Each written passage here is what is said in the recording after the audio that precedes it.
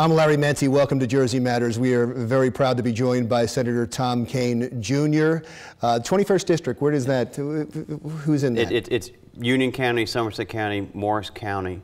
Those two counties are the main area. You know, I'm going to exit 135, keep on going north and make a left on the Parkway, and that's where I am. By the way, when I was back in television in New York, I used to cover your dad, and what a great man. And he has a birthday coming up. Turns I know 80 that this year. April 21st, he turns 80. Enormous celebration. Is it? There are a couple of them. There are a couple of them. Some family ones as well as some broader ones, and some of the issues he's cared about. The PAC and the arts. Is one area, the Paper Mill Playhouse. He's going to have a recognition of his efforts. And so he's going to have, I think, a focus on some of the areas that he really loved and was passionate about. Oh, great. I want to talk more about that when we get to the second segment. And I want to talk about if we're going to see another Governor Tom Kean. And I'll save that till the very end. Okay. But let me... Thanks for the warning. It's fine. I'm sure you knew that was coming. Let's talk about a very controversial issue that you are right in the middle of right now, and that is the reform of the Port Authority. And if you don't mind, what I want to do is walk through this story from its genesis. And as we go through, I'd love you to comment, and I'm going to ask you questions as we go through. And if this started with Bridgegate. It started with a scandal in Fort Lee, New Jersey, when there was a traffic backup that seems like it was politically motivated. And the governor got sucked in, even though that every... And it was out of control staff. Yeah. Were at the Port Authority. Every investigation so far has not found that he had anything to do with it. Correct. But... So then a Democrat in the legislature comes up with this bill to reform the Port Authority, and maybe it was needed, and it seems like some Republicans joined in as well. But it sounds like this started some of it was New York. Politically motivated, though, was it not?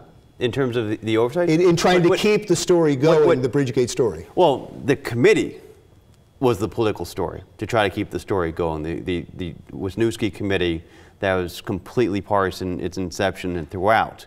The piece of legislation started in New York, and New Jersey joined in because it recognized a problem that what the episode of the bridge exposed was out of control staff. And so what happened was people tried to come together and say, this agency's been out of control for 20 years, and it's costing New Jersey taxpayers too much. So there are people who tried to find a common ground and find some solution. So there's a legislative piece, and then there's all the hearings that went all year. But the reform part itself, you're saying the reform part itself from the inception, that wasn't politically motivated at all? I think the timing was interesting, but I think what happened was people on both sides of the river, both states, said now's a uniquely opportune time to focus on an agency that nobody really had a good sense of whether they were doing stuff that was in the best interest of the taxpayers, because they were focusing on so many things that weren't transportation related.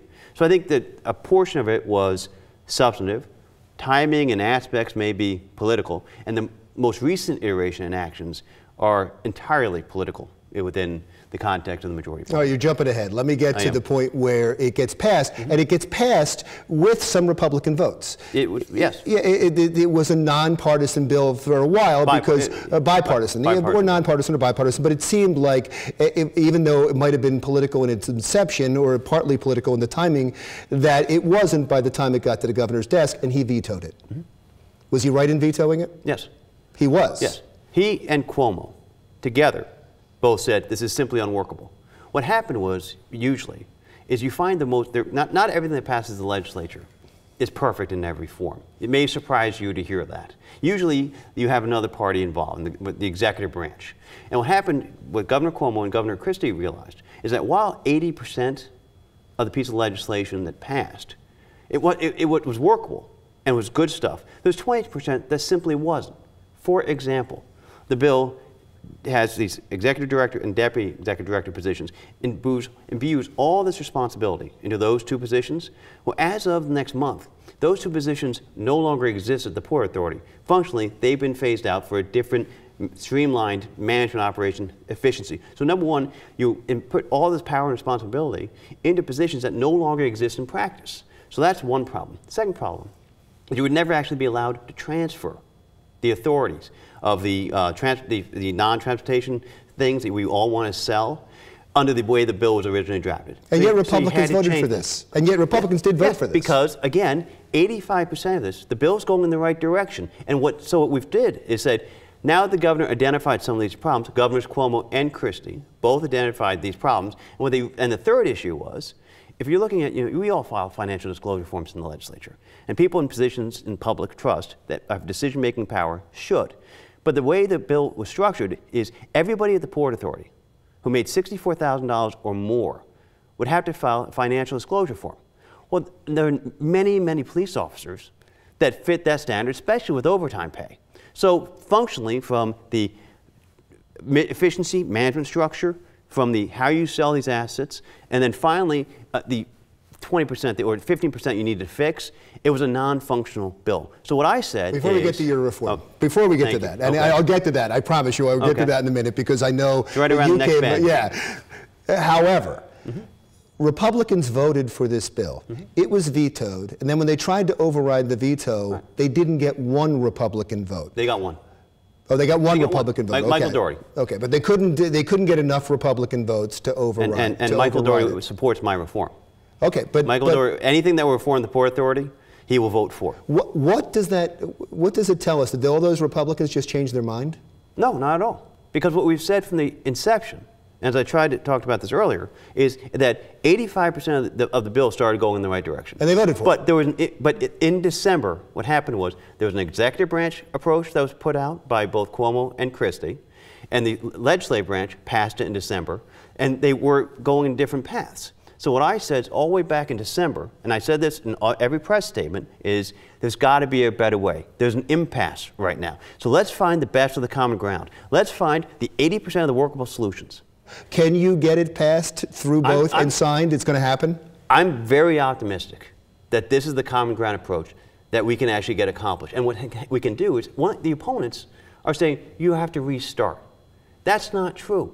All the research on the executive branch sides, Cuomo and Christie, Port Authority, has been done. All the research on the legislative side has been done. This is the hybrid bill that makes all the sense in the world. And I've been saying since December that this is the pathway the legislature should go on. The majority party knew that they couldn't override this governor in this instance, because in this instance there's a better way forward that everybody on a bipartisan basis, and my hope is now that after the political shenanigans that just went on, that we can say, okay, fine, you got that out of your system. Now let's focus on the real solution, because right now the people taking the boats, the people driving through the tunnels, don't have any sense that the Port Authority is truly focusing only on transportation. They think the prices are too high, there's no transparency, and it's out of control for 20 years, not for 5, but for 20. Do you have the votes now? Do you have the votes now? My hope is that in New York and in New Jersey, over the course of the next 2 months, we can get this done. Interestingly enough, it sounds like you might have the votes in Albany and not in Trenton. If people don't want to focus on partisan games, then we have the votes. Because I believe that, again, I've been working with people in New York and New Jersey. This is the only piece of legislation that can pass both chambers, and also what it does is it takes the best of both pieces of bills. It has the efficiency, it has the transparency, has real legislative oversight. It's the piece of legislation that actually is better than the first inception. And every one of my public comments, I said the bill in its first inception was a good first step.